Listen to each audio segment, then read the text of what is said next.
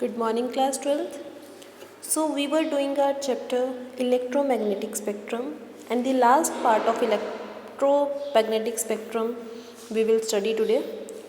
So our chapter is electromagnetic waves and the electromagnetic spectrum. Fine. So electromagnetic waves के बारे में तो हमने पढ़ लिया है कि वो क्या होती हैं. They are transverse in nature. Electromagnetic waves are the waves that are being produced by any accelerated charge, और आप कह सकते हैं any oscillated charge, or they are perpendicular to each other. And what are they? Electric and magnetic field. ठीक है, electric और magnetic field are perpendicular to each other, और they are perpendicular to the direction of propagation of wave. जिस direction में wave propagate कर रही है वो उसके भी परपेंडिकुलर होते हैं. उसके टाइप्स क्या होते हैं?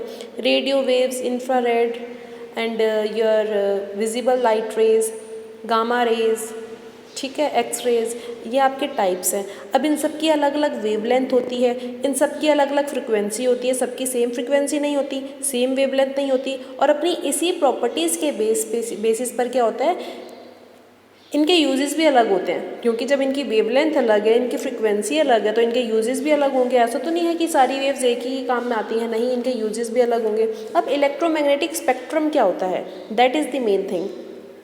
Actually, electromagnetic spectrum is the distribution of the continuum of all the radiant energies that can be plotted either as a function of wavelength or of a frequency in a chart known as electromagnetic spectrum. क्या कह रहा है?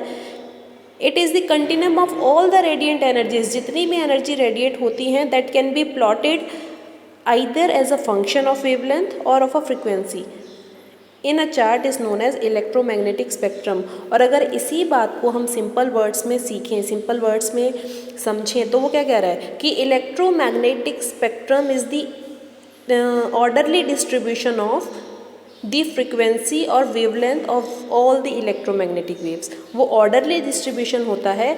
It may be in the form of wavelength और it may be in the form of frequency. वो या तो frequency का या तो वेवलेंथ का क्या होता है, ऑर्डरली डिस्ट्रीब्यूशन होगा, या तो इंक्रीजिंग वेवलेंथ में या फिर डिक्रीजिंग वेवलेंथ में, या फिर इंक्रीजिंग फ्रिक्वेंसी में या डिक्रीजिंग फ्रिक्वेंसी में. आप उसे सिक्वेंशियल पैटर्न में जब लगाते हैं इन एन ऑर्डर, उस ऑर्डर का कुछ क्राइटेरिया होना चाहिए, वेदर इट इज़ डिक्रीजिंग और इंक्रीजिंग. उसे हम क्या कहते हैं? Electromagnetic spectrum. It ranges from shorter wavelength including X-rays and gamma rays to longer wavelength microwaves and radio waves. अब बोलिए उसके रेंज छोटी से छोटी भी होती है और बड़ी से बड़ी भी होती है. रेंज क्या है? वेवलेंथ की बात कर रहे हैं. रेंज का मतलब, अब शॉर्टर सबसे छोटी जो वेवलेंथ होती है वो एक्सरेज की हो गई. एक्सरेज से लेके गामा रेज से लेके लॉन्गर वेवलेंथ की जो इलेक्ट्रोमैग्नेटिक वेव्स होती हैं, माइक्रोवेव्स या रेडियो वेव्स, वहाँ तक जाता है. ठीक. उसके बाद कहता है the electromagnetic spectrum is the complete spectrum और continuum of light including radio waves, infrared, visible, UV rays, X rays and gamma rays. ठीक है, as I told you before, electromagnetic waves के कई सारे टाइप्स होते हैं. ठीक है, और ये सब उसके टाइप्स हैं. और इंफ्रारेड वेव्स किस में यूज़ होती हैं? जिसमें कि वार्मथ की बात हो. ठीक है, उनका सोर्स क्या है? उनका सोर्स क्या है? उनका सोर्स है कोई भी हॉट पार्टिकल. ठीक है. An electromagnetic wave consist of electric and magnetic field which vibrates दस मेकिंग वेव्स. जो एक इलेक्ट्रोमैग्नेटिक वेव होती है that is consist of what? Electric and magnetic field which vibrates दस मेकिंग वेव्स.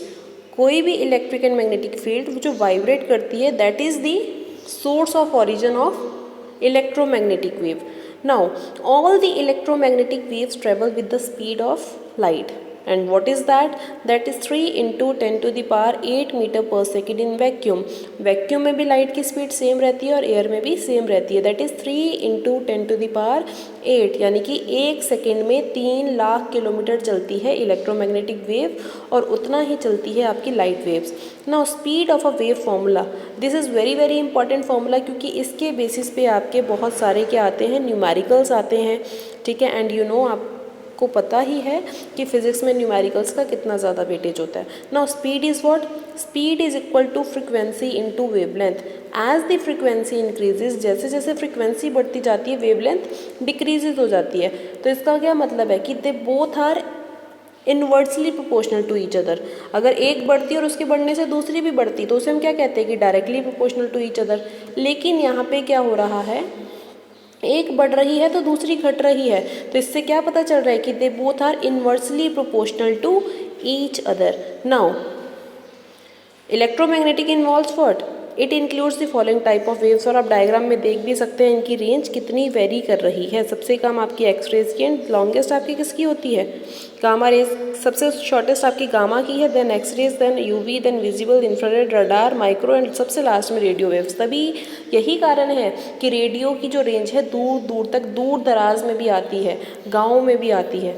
ठीक है ना। इसके ऑब्जेक्टिव्स क्या है, हम जो पढ़ तो रहे हैं लेकिन इसके ऑब्जेक्टिव्स क्या हैं इसे पढ़ने के। To learn that the electromagnetic wave is a scarier sounding than it actually is, जितना वो लगती है उससे ज़्यादा वो स्केरियर है। ठीक है। To understand how accelerating charging emit light, इससे हम ये भी समझते हैं कि एक्सिलरेटिंग चार्जेस कैसे लाइट को एमिट करते हैं, रिलीज करते हैं। To learn about the electromagnetic spectrum, electromagnetic spectrum होता क्या है, उसके क्राइटेरियाज क्या हैं, हम उसे किस तरीके से हम डिस्ट्रीब्यूशन करते हैं इलेक्ट्रोमैग्नेटिक वेव्स का, हम ये समझते हैं।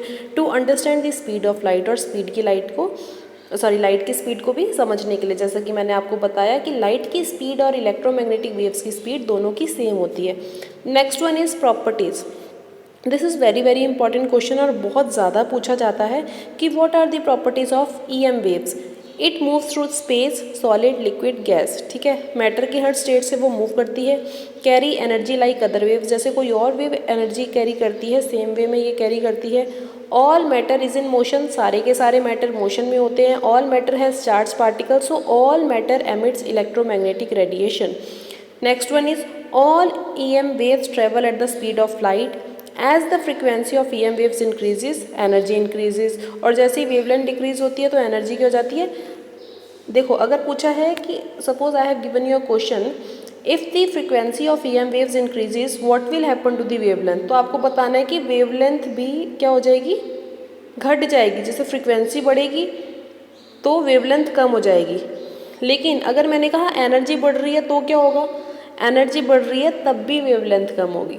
समझ में आ रहा है, क्योंकि फ्रीक्वेंसी और एनर्जी तो एक दूसरे के डायरेक्टली प्रोपोर्शनल है एज यू कैन सी। लेकिन जब वेवलेंथ क्या होती है, कम होती है, तो एनर्जी तब बढ़ती है। तो ये इन्वर्सली प्रोपोर्शनल है दोनों। नो फ्रीक्वेंसी चार्ट में आप फ्रीक्वेंसी देख सकते हैं रेडियो वेव्स की कितनी ज़्यादा है और गामा की कम है। Okay, so that's all for today. I hope you understood the chapter.